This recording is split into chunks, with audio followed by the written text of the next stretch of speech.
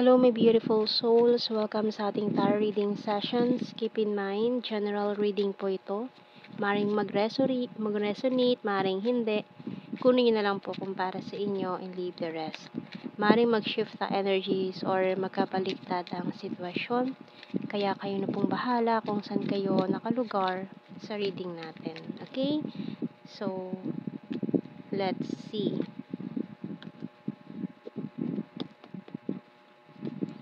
So we have here the Six of Pentacles, Karma or the Judgment card, Ace of Cups and the Four of Pentacles, the Ten of Wands, Nine of Pentacles, Five of Swords, and the Moon card. Bottom card natin, Ten of Pentacles. So meron tayong 10-10 dito.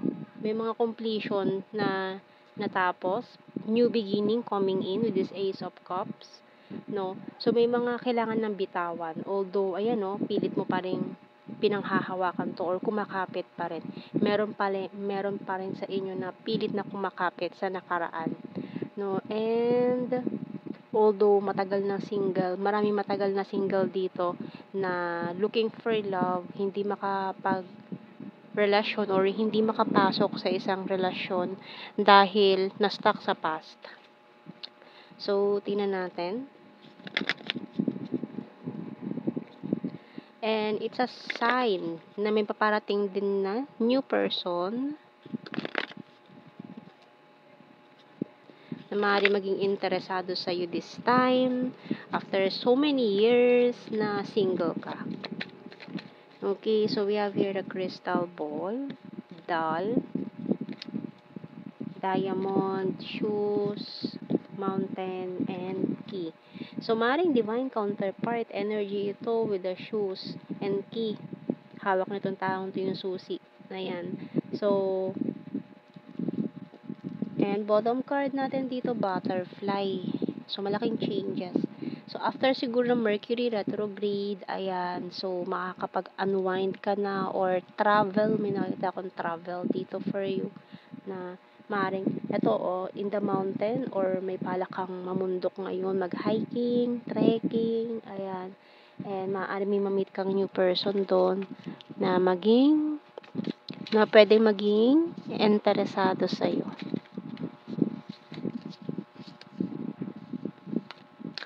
Ayan, so tingnan natin anong message ng Archangel natin dito. Kasi it's about time na bitawan na yung past. Kasi ito may paparating na bago. And then yon lumabas, 222, angel number. We have here teaching and learning by Archangel Zadkiel. Keep an open mind and learn new ideas. Then teach these ideas to others. So, maaari may mga leaders siguro dito, teacher, ayan, na or magaling kayo magpayo sa mga tao. Base na rin doon sa mga pinagdaanan nyo sa buhay. So, kaya maraming humihingi ng gabay sa inyo or payo. Ayan. So, magaling kayo doon sa yun, sa bagay na yun. Tingnan natin mga messages natin dito.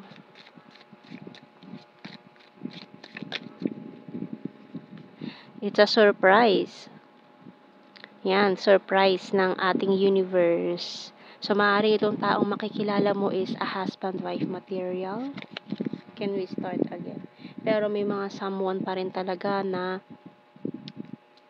itong from the past energy na hindi mabitawan, na gusto pa rin mag-start over. I'm addicted to you. You complete me, it hurts so badly, you're my destiny, and you're the fairest of them all. Bottom card, you're so hot. Ayan. So, habang nasa process ka ng moving on, may tendency rin na may magparamdam from the past. Ayan. And, tingnan pa natin.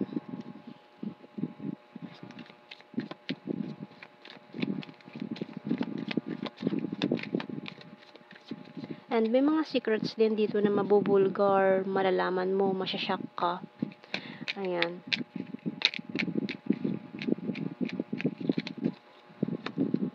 Can't stop thinking about you. I will wait for a sign from you. So, itong taong to na makikilala mo, once na mag-meet kayo, hindi ka na niya makakalimutan. I want you. I remember every detail of that day. At ito maaalala niya palagi yung araw na yon. I couldn't let you get close to me. I hide behind material things. I regret lying to you and we will be together again. So, first sa movie, parang na kayo nito, nagkakilala na kayo. And then, nagkaroon agad ng separation or siguro hindi nakuha yung number, ganyan, no? Kaya parang may panghihinayang sa part na yon na after nyo magkaroon ng great memories together as strangers, ayan, so parang hindi nakuha yung contact number or pangalan sa Facebook, mga ganyan. And I wish things could be different. So, marami kayong pagkakaiba rin itong taong to. Differences. Kaya siguro parang nag-alangan ng ituloy pa. Parang ayaw nyo nang ituloy kasi maraming conflicts siguro. Ayan. Or long distance situation, mga ganyan. So, we have here true love.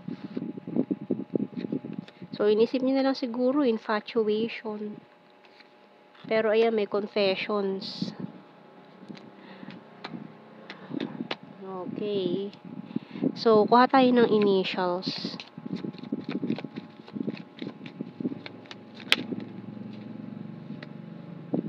PA, IW, T, N, Q, U, bottom card. Okay. So, maring i-search ka niya. No, maring first name lang yung nakuha niya, pero kung magaling mag-investigate ng taong to, mahahanap ka niya. Baka magulat ka na lang kung magaling siya. Kasi baka first name lang yung alam nyo sa isa't isa, pero may mga magagaling maghanap ng social media accounts kahit na name basis, first name basis. Ayan.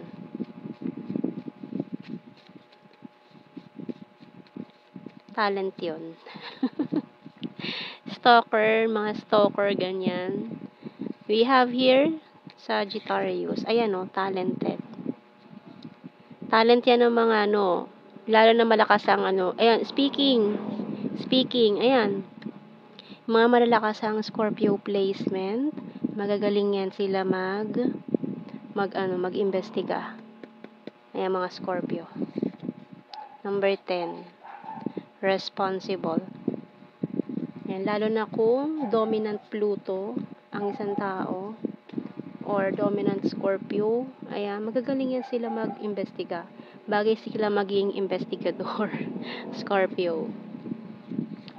We have here air sign, Gemini, Libra, Aquarius, crazy for you, sword, another air sign, Gemini, Libra, Aquarius, number 4 and 5, smart, friendly, sweet, fantastic friend, past person, September, popular, nature lover, trustworthy, Aries, ayun creepy stalker, shy at first.